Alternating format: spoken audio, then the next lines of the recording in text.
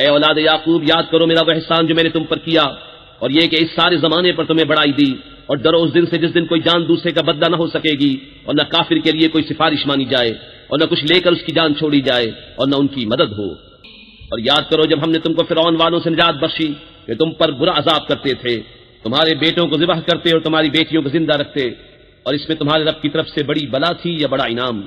اور جب ہم نے تمہارے لیے دریا پھاڑ دیا تو تمہیں بچا لیا اور فرعون والوں کو تمہاری آنکھوں کے سامنے ڈبو دیا۔ اور جب ہم نے موسیٰ سے 40 رات کا وعدہ فرمایا، پھر اس کے پیچھے تم نے بچڑے کی پوجا شروع کر دی اور تم ظالم تھے، پھر اس کے بعد ہم نے تمہیں معافی دی کہ کہیں تم احسان مانو۔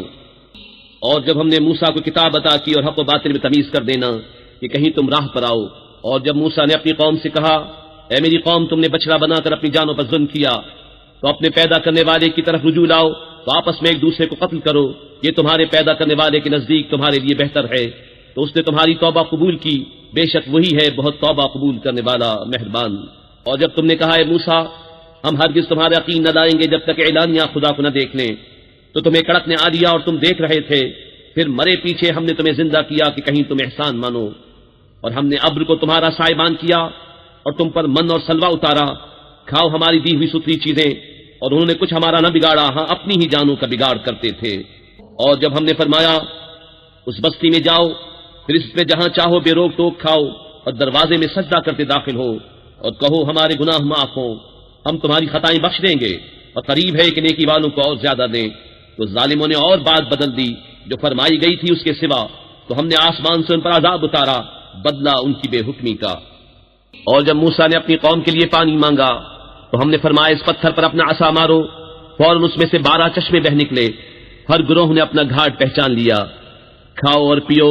خدا کا دیا، اور زمین میں فساد اٹھاتے نہ پھرو۔ اور جب تم نے کہا ہے موسیٰ ہم سے تو ایک کھانے پر ہرگز صبر نہ ہوگا، تو آپ اپنے رب سے دعا کیجئے کہ زمین کی اگائی ہوئی چیزیں ہمارے لیے نکالے، کچھ ساگ اور ککڑی اور گیہوں اور مسور اور پیاز۔ فرمایا کہ ادنا چیز کو بہتر کے بدلے مانگتے ہو، اچھا مصر یا کسی شہر میں اترو، وہاں تمہیں ملے گا جو تم نے مانگا۔ اور ان پر مقرر کر دی گئی خواری اور ناداری، اور خدا کے غضب میں لوٹے، یہ بدلہ تھا اس کا کہ وہ اللہ کی آیتوں کا انکار کرتے اور انبیاء کو ناحق شہید کرتے، یہ بدلہ تھا ان کی نافرمانیوں اور حد سے بڑھنے کا۔ بے شک ایمان والے نیز یہودیوں اور نصرانیوں ستارہ پرستوں میں سے وہ کہ سچے دل سے اللہ اور پچھلے دن پر ایمان لائیں اور نیک کام کریں، ان کا ثواب ان کے رب کے پاس ہے،